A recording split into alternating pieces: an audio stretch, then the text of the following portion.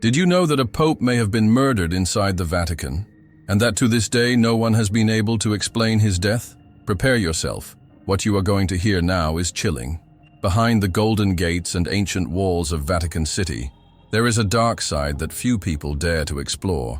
Among ancient manuscripts, secret documents, and corridors guarded by centuries of silence, one of the greatest mysteries of the Catholic Church still intrigues believers, scholars, and researchers. The mysterious death of a pope, a death that has never been completely explained, a silence that echoes among the hidden archives of the Vatican. Could it be that the truth was buried with him? The Vatican has always been a symbol of faith, but also a center of secrets, conspiracies, and banned books. Official reports speak of natural causes, but there are those who say it was silenced for being about to expose something that the Church would never allow it to come to light. 1.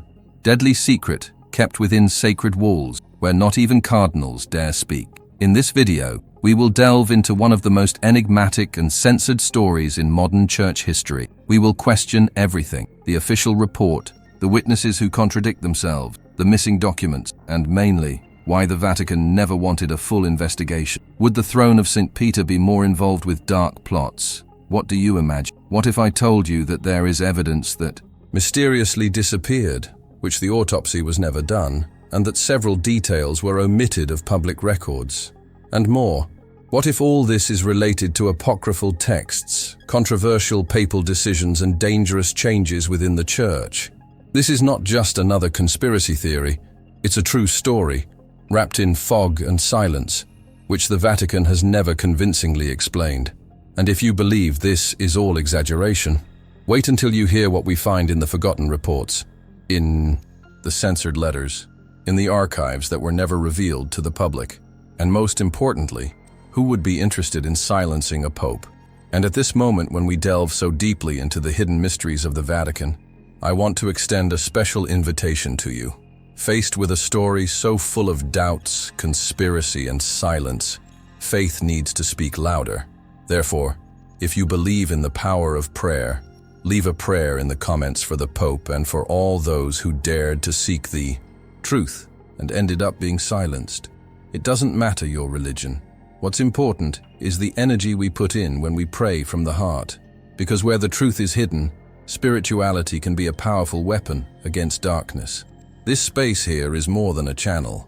It is a community of seekers, curious people, scholars, and people of faith who refuse to accept the official version without question. If you also feel that there's something the Vatican hasn't told you yet, that there are answers hidden in the corridors of the secret library or among the pages of books banned by the Church, this channel is your place. So leave a like now, because this helps us reach more people who need to know this truth. And if it's the first time you're here, subscribe to the channel and activate the bell, because we're just getting started. The revelations that are yet to come are even more disturbing. And just when you think you've heard it all, that's when things start to get really dark. Now, take a deep breath, because what are you going to hear next? It can change the way you see the history of the Church, Christianity, and the very power that controls the secrets of the world.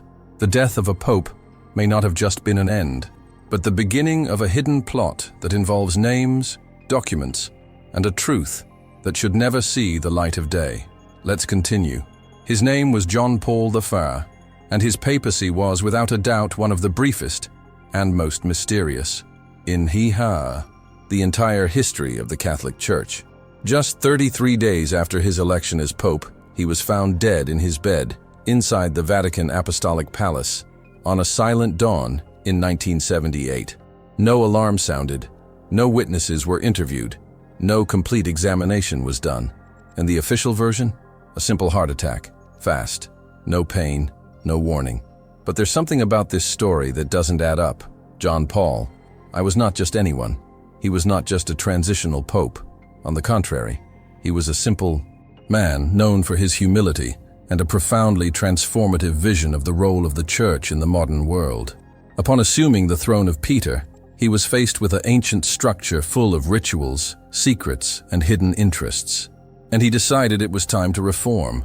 I wanted to change the way the Church related to money, power, and above all, the truth.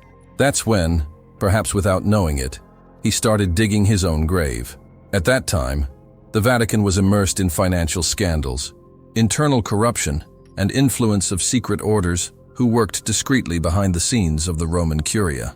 The Vatican Bank, commanded by the Institute for Works of Religion, IOR, better known as the Vatican Bank, was already involved in shady capital movements, partnerships with suspicious political and mafia figures, and a web of relationships that extended beyond faith. John Paul I learned of this almost immediately, and I wanted to nip the evil in the bud. They say he had a list of names, a list of members of the church itself, cardinals, archbishops, and even figures close to the papal throne, who would be involved with Freemasonry, organized crime, and the manipulation of sacred funds. His plan was simple: purge, reform, clean God's house. But by stirring this sacred hornet's nest, he touched something that goes far beyond faith. He challenged what we call untouchable structure of Vatican power. The most disturbing thing is that these suspicions are not new. Several authors, journalists, and even people who worked within the Vatican at the time report strange movements in the days before his death. Unrecorded visits, secret meetings, documents disappearing from the secret library archives, orders that were never signed. There are indications that John Paul I intended to abolish papal privileges, undo certain diplomatic agreements, and, perhaps the most dangerous, reveal confidential documents hidden for centuries in the depths of the Vatican. Documents that, according to some theorists, bring to light uncomfortable truths about the founding of the Church, the apocryphal Gospels, and the real nature of some Catholic doctrines. But what is most impressive is not what was done. That's what wasn't done.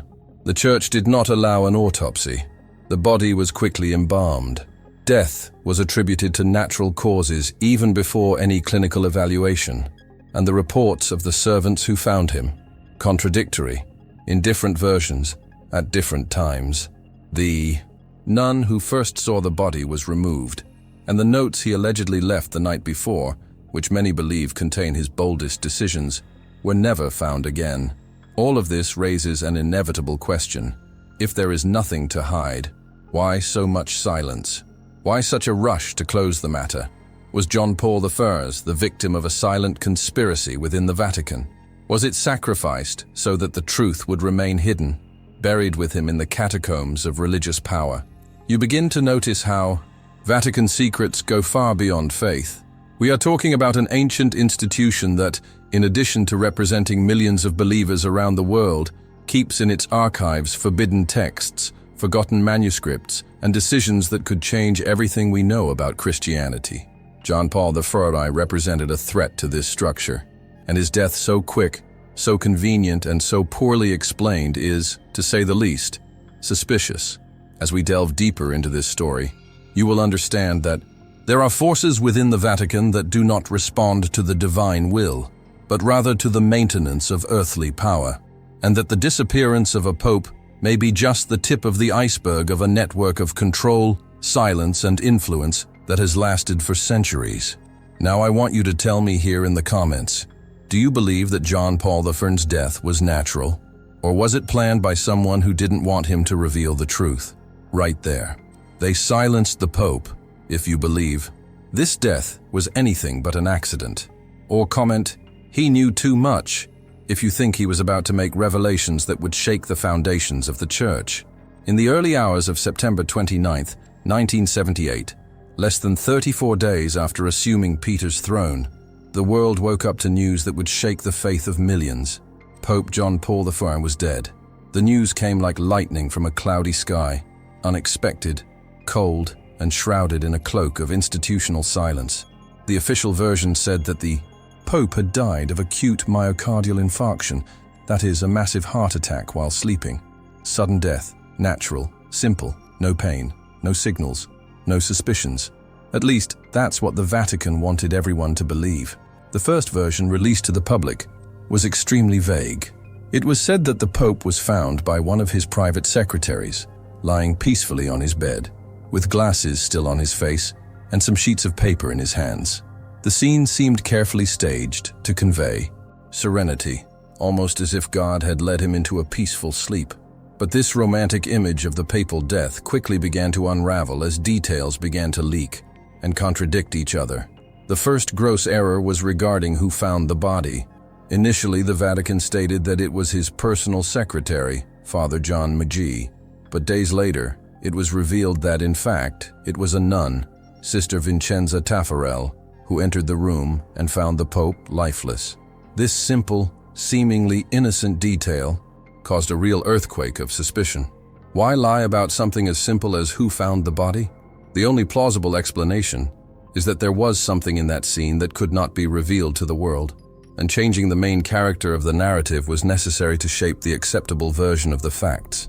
Another alarming point was the decision, taken almost immediately, to do not perform any autopsy, even in the face of a sudden death of a head of state, of a spiritual leader of billions.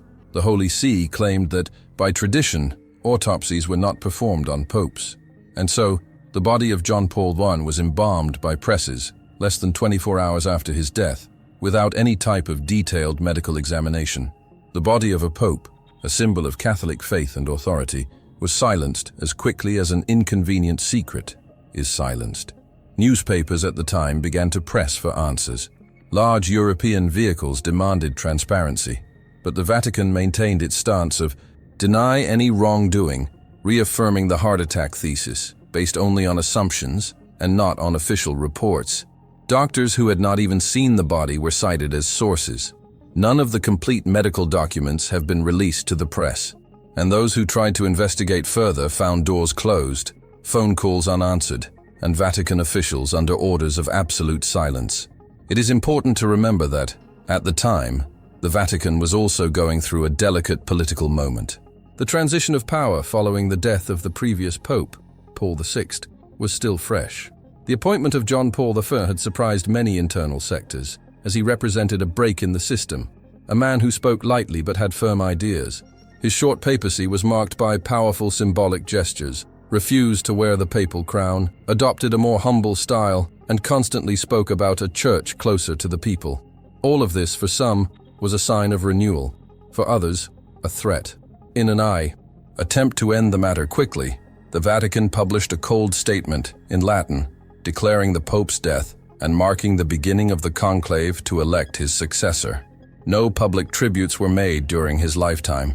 No investigation was opened. No further explanation was offered. Death was treated as an endpoint. But for those who follow behind the scenes at the Holy See, you know that the Vatican does not deliver a full stop. It delivers reticence. And the story of John Paul I's death is full of them. The behavior of the Curia, the contradictory statements, the disappearance of documents that the Pope had written the night before, and the rush to bury the body without an autopsy. All of this created fertile ground for the emergence of plausible theories about a possible silent murder. And here, we are not talking about fiction. We are talking about secrets that burn inside Vatican archives and which remain unreachable to the public eye to this day. In fact, some versions state that same night, John Paul I wrote a letter with decisions that shook powerful members of the Church. This letter, according to close sources, mentioned changes in the structure of the IOR, the Vatican Bank, and possible expulsions of members of the Curia linked to secret societies.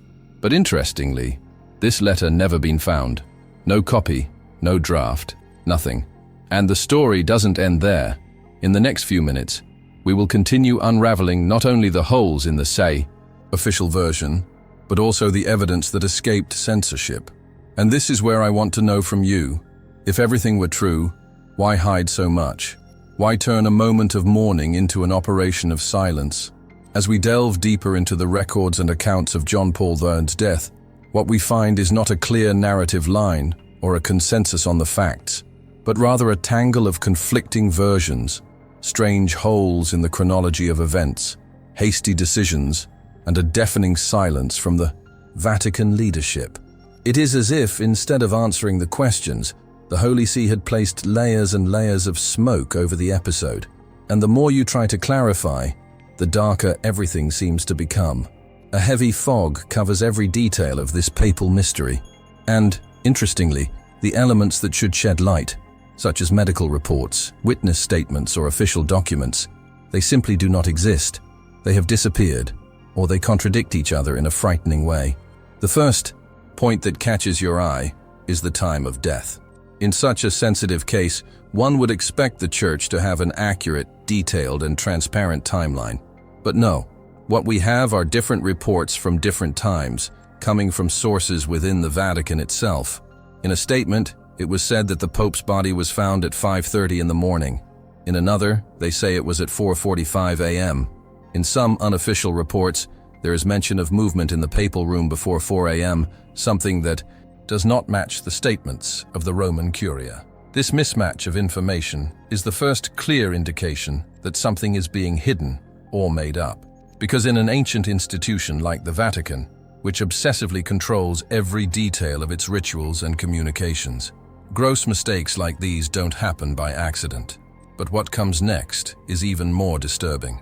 The decision to not perform an autopsy, it was defended as tradition and respect for the papal office. But let's be honest, in a sovereign state like the Vatican, which also acts as a political and religious power, this justification sounds more like sorry than bow. The entire world was left without medical answers.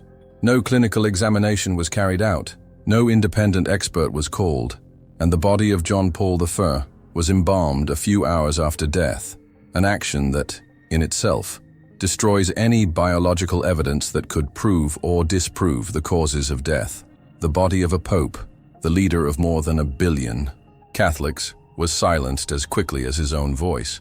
And as if the absence of an autopsy and the confusion about the time were not enough, we have one of the darkest points of this entire story, the disappearance of documents. The night before his death, John Paul I would have spent hours reading, writing, and organizing decisions that would profoundly affect the direction of the Church. He would be preparing administrative changes, reforms in senior positions in the Curia, and a possible intervention in the Vatican Bank, whose corruption scandals were already discreetly circulating in Rome. Close sources claim that there was a letter ready to be sent to the then president of the IOR, and that he also signed appointments and dismissals. But none of these documents appeared. Nothing, not even the drafts. The servants who served the Pope reported that, the morning after his death, the desk where he usually left his papers was empty. No notes, no letter, no memo. And as if the silence wasn't glaring enough, the few who brought it up were transferred or summarily removed from their positions. The Vatican, which prides itself on its control over every square inch of its facilities, did you simply lose all records of one of the Pope's last nights alive? Something like this doesn't happen for no reason. Or better yet, it doesn't happen by chance. And the witness accounts? Even more contradictory. Sister Vincenza, the nun who allegedly found the body, was mentioned only days later, as a way of correcting what the Vatican had already erroneously stated. But his version differs from Secretary Maggie's version. While one said that the Pope had glasses on his face and documents in his hand, the other stated that the body was decomposed and without signs of expression. There are those who say that John Paul I was found with a contorted face, an expression of pain, and his body already cold, which contradicts the idea of a sudden and peaceful death. These details matter because in cases like this, the devil is in the details. And the details, in the case of the Pope's death, are precisely those that disappear the most or clash with each other. The inconsistencies don't stop there. Even the description of the body position changes depending on the source. Lying in peace with a slight smile on his lips, in one version. Crooked body and without cadaveric rigidity, in another. What really happened in that room?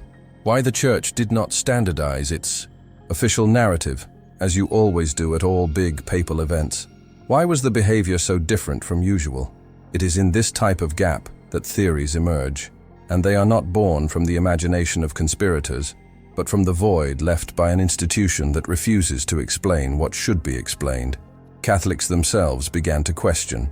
Theologians, historians, former members of the Curia, and even journalists from around the world began to connect the dots, even with limited access. And what started as a sleep heart attack became, over time, one of the greatest enigmas in the history of the modern Catholic Church. And at this point, I want to hear you. Comment below. This story has holes.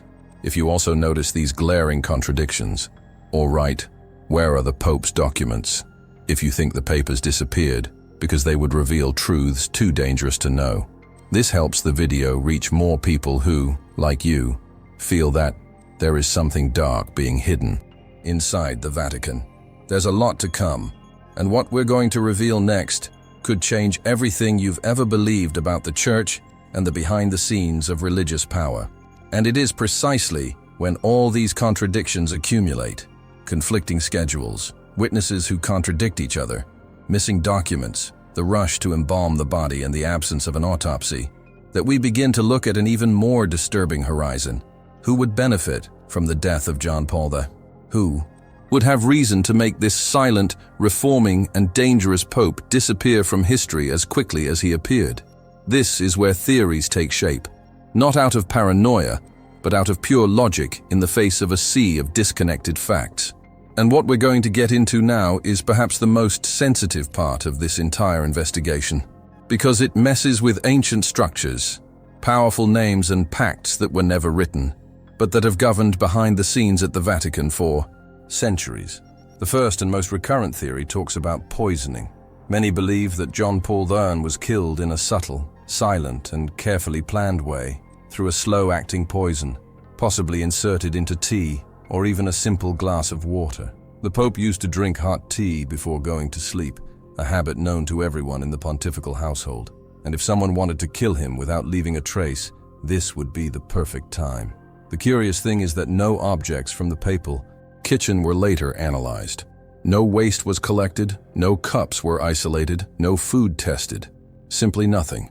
Once again, the Vatican rushed to erase the traces of a scene that should have been treated as the epicenter of a historic case.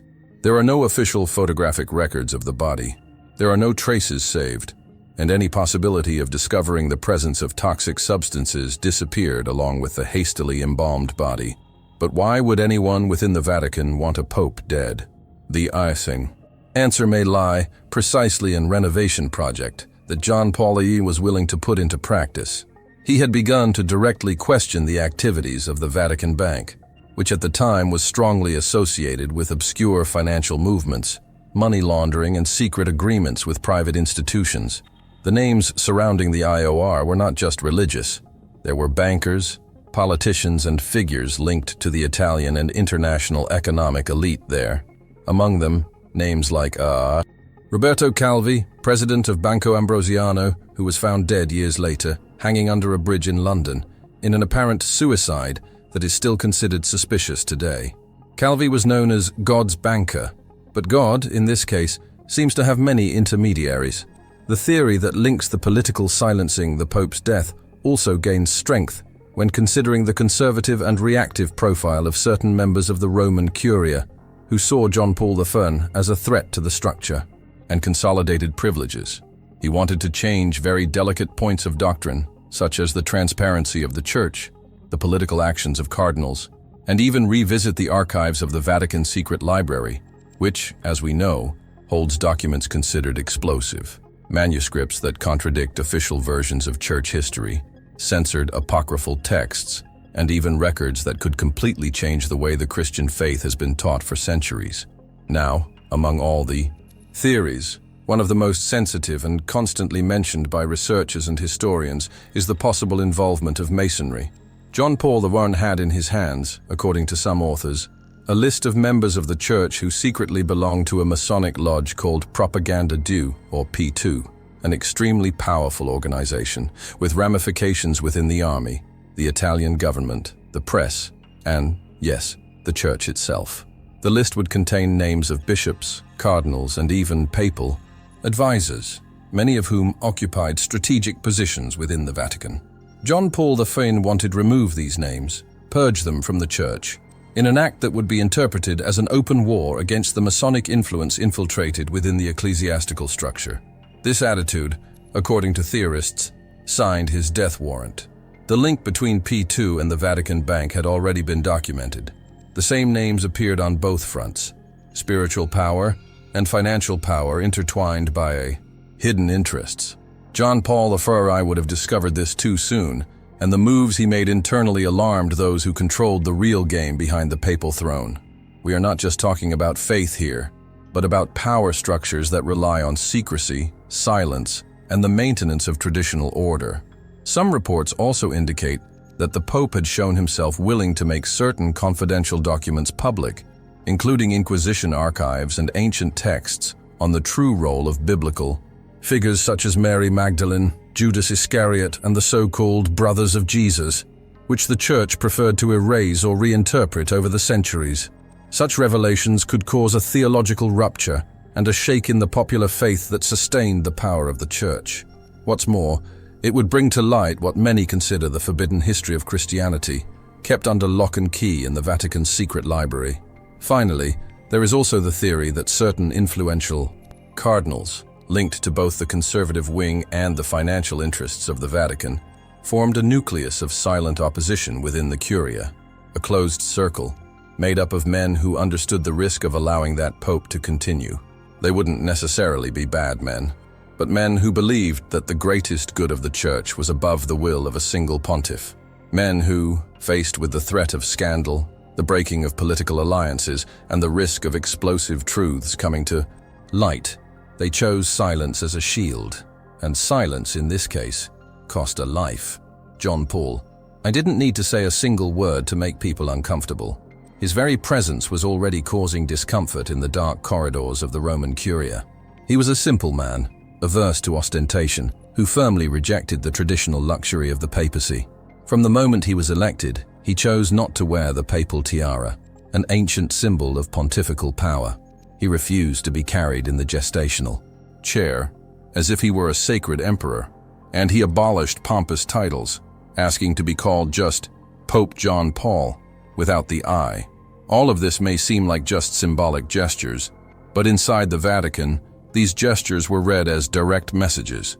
He was making it clear that he would not follow the same playbook as his predecessors, and the system, that old and silent system that survives on the basis of tradition and secrecy, felt the blow. But signs that something deeper was coming began to emerge in the first days of his pontificate. John Paul I already had in hand sensitive information about the inner workings of the Vatican Bank, officially called the Institute for Works of Religion, the IOR. What he found there, according to sources close to the papal administration, was a scheme of nebulous financial movements involving large sums of money, money laundering, connections with suspicious private banks, and even the possible entry of resources from international criminal networks. The Pope would have been frightened by the extent of the network, and more than that, he would have drawn up a plan to intervene. The Vatican, as a sovereign state, does not respond to external audits. But John Paul I wanted to break this cycle. There was the intention to appoint a new president for the bank, removing characters involved with scandals already in progress. Among them, Paul Marcinkus, an American archbishop who led the IOR with a firm hand and a network of connections that went beyond the boundaries of faith. Marcinkus was already the target of accusations behind the scenes, and the Pope wanted to see him out. I wanted transparency. I wanted control. But transparency is not something that goes hand in hand with absolute power, and much less with the way the Vatican has historically shielded its finances from any outside influence. And it was not only in the financial field that the Pope showed signs of rupture. John Paul I also intended to review some theological and social positions of the Church, which had remained untouchable for centuries. He was seen as a quiet but firm progressive, and one of his main annoyances was the way the Vatican treated human issues from an overly rigid perspective. He considered, for example, reopen the debate on artificial contraception, something that had been authoritatively ended by the encyclical Humanae Vitae by Pope Paul VI. This position, if implemented, could initiate a silent revolution in the doctrinal thinking of the Catholic Church, bringing the institution closer to millions of believers who, for decades, felt distant from the reality of official teachings. Another intention that scared the conservative sectors was the desire to approach in a more compassionate way topics such as the communion of divorced people, mandatory celibacy, and the role of women in the Church. We are not talking about immediate changes, but about an openness to dialogue, something that, for an ancient institution accustomed to controlling speech with an iron fist, was dangerous enough. John Paul I was theologically aligned with the Second Vatican Council, but he wanted to go further. He understood that the world was changing, and that the Church, if it wanted to survive spiritually, needed to evolve with it.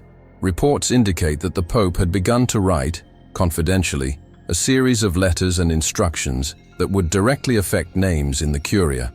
The intention was to transfer, remove or investigate certain influential figures, not just for doctrinal reasons, but for inappropriate behavior, hushed-up internal scandals and allegations never investigated.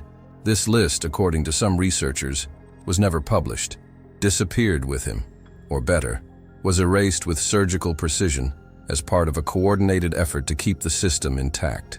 The system, this invisible but omnipresent entity, which does not appear in photos, but determines the course of crucial decisions, behind the scenes at the Vatican.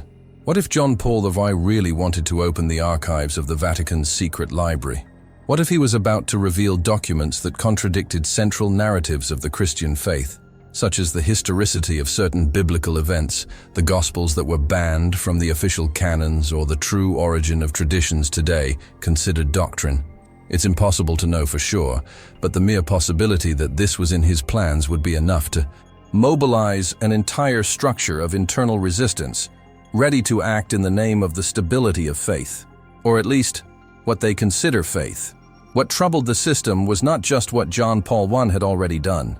That's what he was about to do. His reformist vision, his desire to simplify the liturgy, to bring the Church closer to the people, to disarm internal power games, to rescue the values of the original gospel and break the alliance between the throne and the vault. That was the real trigger. He was not revolutionary by speech. It was because of posture, and because of that, it became dangerous. For many, more dangerous than any external enemy that the Vatican has ever faced. As time passed, the Vatican's official silence on the death of John Paul I became more deafening than any pronouncement. But the void left by ecclesiastical authorities was filled by something even more powerful. Voices that began to emerge from the shadows.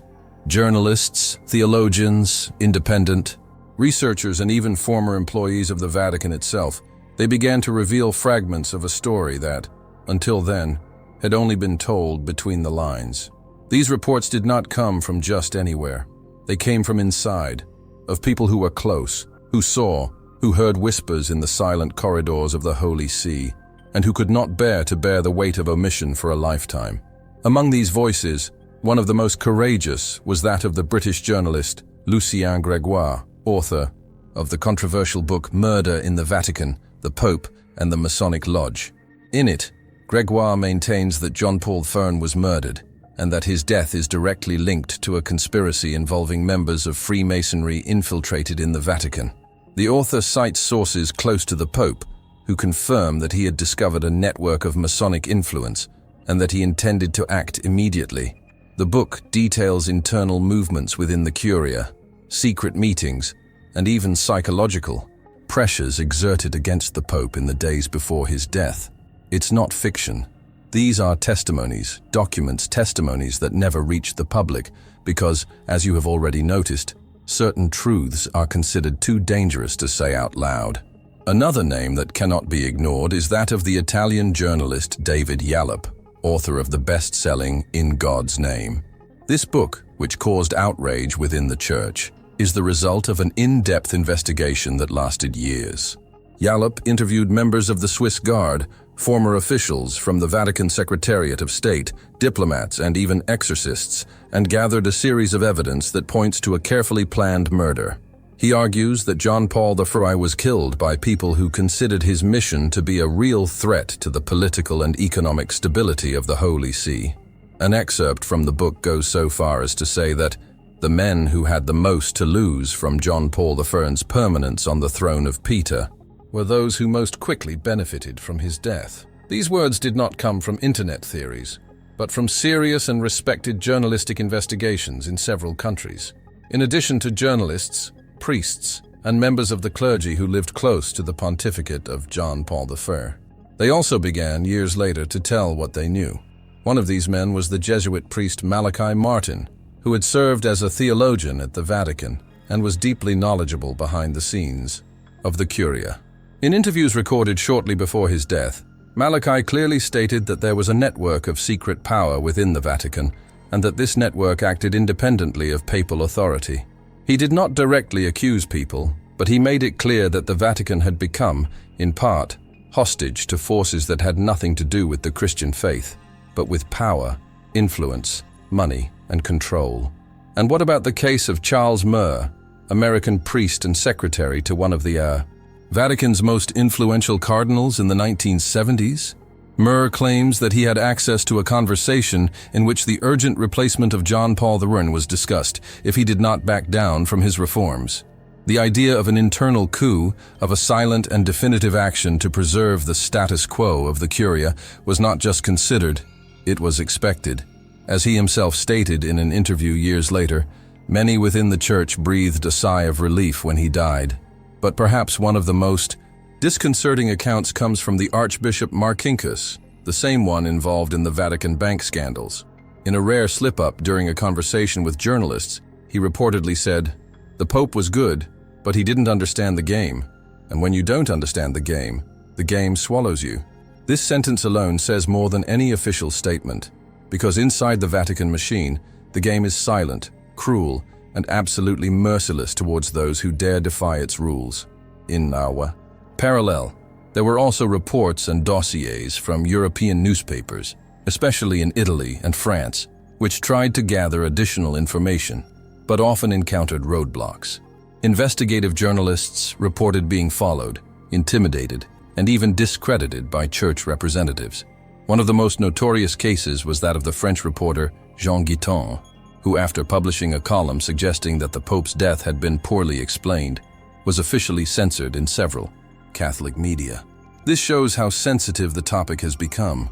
The Church didn't want questions, and she wasn't interested in answers either. It is as if there is an unwritten pact within the sacred walls of the Vatican, a pact that protects not only the interests of the faith, but also the secrets of those who manipulate her to maintain control. What all these voices, journalists, priests, former officials, reveal, each in their own way, is that John Paul I did not die in peace. He was silent, and that behind his gentle smile, there was a leader with enough courage to face the darkness that hides behind the red velvet curtains. And now, I ask you who have been with me this far. After hearing all this, do you really believe that the official version was the complete truth? Or could it be that, as so many have said before, is the truth about John Paul I's death still locked away in some safe inside the Vatican's secret archives? If you feel that all this has affected you, comment below, "The truth is hidden," or "John Paul, I was not alone." This really helps the video reach more people who, like you, no longer accept ready-made answers. Given all the signs that pointed to something much bigger behind the death of John Paul I, it was natural for the world to expect an attitude from the Vatican that was compatible with the gravity of the facts. But what actually happened was the complete opposite. What was seen in the days and weeks following his death was a succession of attitudes that only increased the feeling of mystery and concealment. The Holy See plunged into calculated institutional silence, where every word spoken seemed rehearsed, every omission seemed planned, and every decision made further fueled the suspicions that were already circulating outside the sacred walls. Shortly after the news of the death was released, the Vatican tried to issue a cold and extremely vague statement, stating that the Pope had died in his sleep due to a massive heart attack. No medical details, no explanation of the context of the death, no notes on exams performed or clinical follow-up in the previous days. Just a short, dry, definitive sentence. And soon after, the announcement of the preparation of the conclave to choose the new Pope. It was as if they wanted to bury any possibility of questioning with the body. Perhaps the most shocking point of this entire operation of silence was the explicit refusal to perform an autopsy.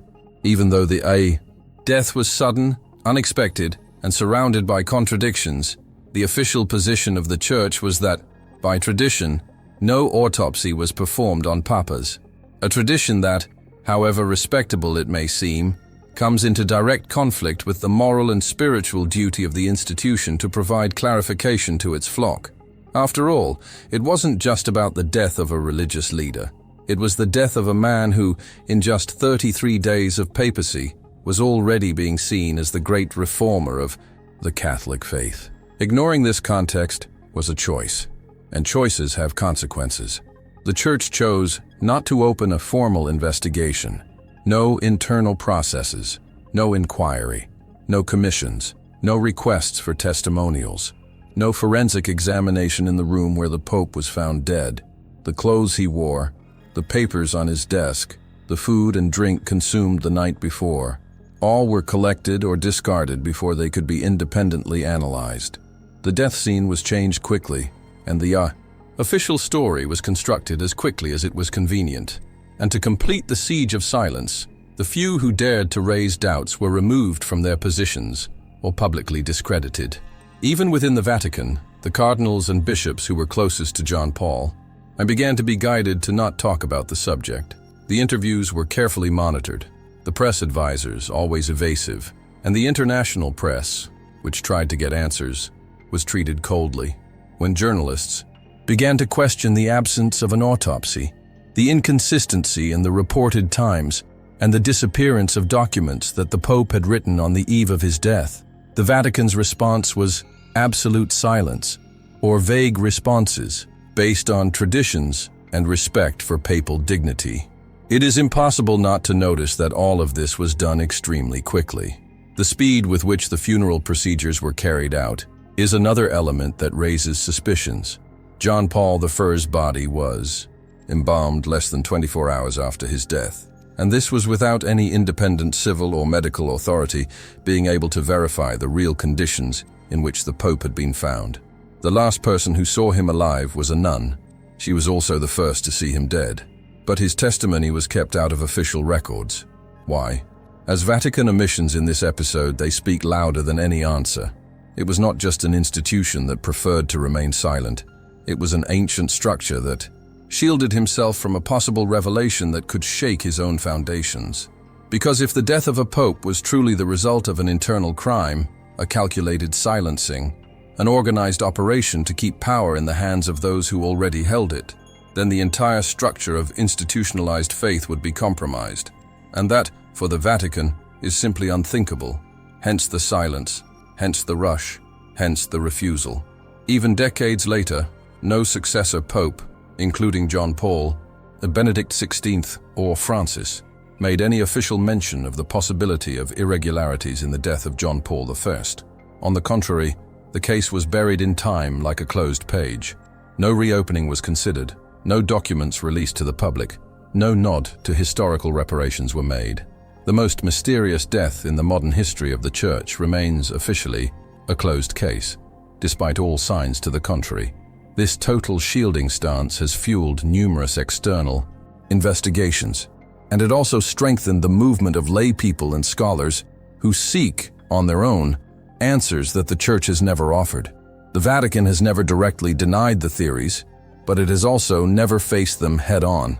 This strategic omission turned a tragedy into an enigma, and an enigma, when ignored for too long, turns into a symbol.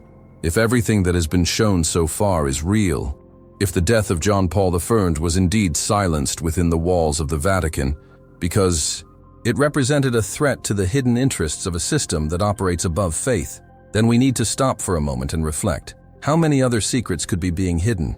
And most importantly, why hide them? This is the question that echoes in a disturbing way in the minds of those who begin to see the Church not only as an institution of faith, but also as a political body that keeps documents, decisions, and truths that never reach the people. It is inevitable that this will have a profound impact, because the Vatican, for billions of people around the world, represents more than tradition. It represents a spiritual pillar, a source of moral authority, and a guardian of the sacred history of Christianity. But what if part of that story was shaped, edited, or kept secret to protect the interests of a few? What if part of the truth we seek so much has been deliberately silenced, not out of love for faith, but out of fear of what would happen if it were revealed? How many books were hidden? How many gospels have been erased? How many decisions were made behind closed doors, away from the eyes of the faithful, with the sole aim of keeping the power structure intact? And if John Paul I was just another piece in this complex chess, a pope who dared too much, thought too much, questioned too much, and that's why he needed to be silenced. Think about it. If the Church was able to ignore such obvious suspicions in the death of a pope, if it was able to refuse an autopsy, hide documents, silence witnesses, and block investigations, what else could it have done over the centuries? What else is buried in Vatican's secret library, this practically inaccessible place, where there are kept thousands of manuscripts, treatises, and sacred texts that the common public has never seen? Some scholars believe that there are records that go far beyond the death of John Paul I. They speak of apocryphal texts, of gospels that reveal alternative versions of Jesus' life, of the figure of Mary Magdalene as more than a follower, of the reinterpretation of Judas not as a traitor, but as an ally. Others say there are reports of unauthorized apparitions, rejected prophetic messages, and even correspondence between popes and leaders of secret orders that should never come to light. And it's not just the past that's locked away. There is also information about the gift, data involving political alliances, financing of silent wars, influence on international decisions, and spiritual manipulation through control of the religious narrative. Faith, when institutionalized, becomes a tool of domination, and the Vatican, being the nerve center of this global structure, knows very well how to use this to its advantage. And then, inevitably, you who are watching may ask yourself, and me, where do I fit into all this? And the answer is simple, but at the same time heavy. You are in the center, because you are the one who supports this structure. You are the one looking for answers. It is you who prays, who believes, who surrenders.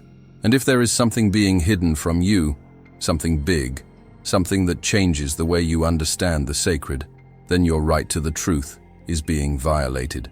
Many people live their entire lives based on dogmas that have never been questioned. They follow traditions without knowing where they came from. They repeat phrases without knowing their meanings. They believe in stories without ever having access to the sources. And this is exactly what the system wants: an obedient but unquestioning herd, faithful but not curious, believer but not awakened. But you are here, you are watching, you are listening, you are feeling, and that, in itself, is an act of resistance. Why seeking truth amidst the mist of centuries is a form of spirituality too. A spirituality that does not bow to authority, but that walks with its eyes open. And when you start to see the signs, the connections, the patterns, everything changes. If one pope was silenced for trying to do right, what happens to others who try to follow the same path? Are there, today, within the structure of the Church, silent voices that still want to speak? Are priests, bishops, scholars, and faithful being pressured to maintain silence in the name of unity? How many truths were buried under the weight of fear? How many untold stories are waiting for someone who has the courage to reveal them? And all of this leads us to one last question, perhaps the most profound of all. How far are you willing to go to discover the truth? Because knowing the truth has a price. Seeing what's behind the curtain requires strength, and accepting that the story being told is perhaps just the authorized version of something much more complex can shake everything you believed in. But it can also liberate. And now I want to invite you to leave your mark here in this video.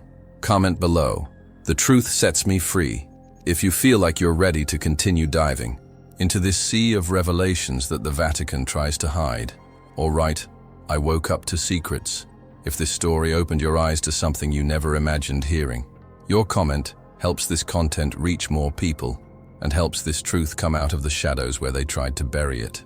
What if I told you that while the Vatican bells quietly tolled in mourning over the sudden death of John Paul I, another equally mysterious event was happening in the shadows: the disappearance of a priceless ancient manuscript that was about to come to light and perhaps shed new light on everything surrounding that lightning pontificate.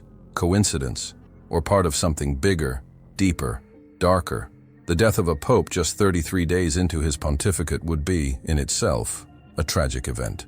But the fact that, in the same period, historical records indicate the silent removal of a book considered dangerous to the interests of the Church transforms this plot into an even more worthy plot to be investigated carefully.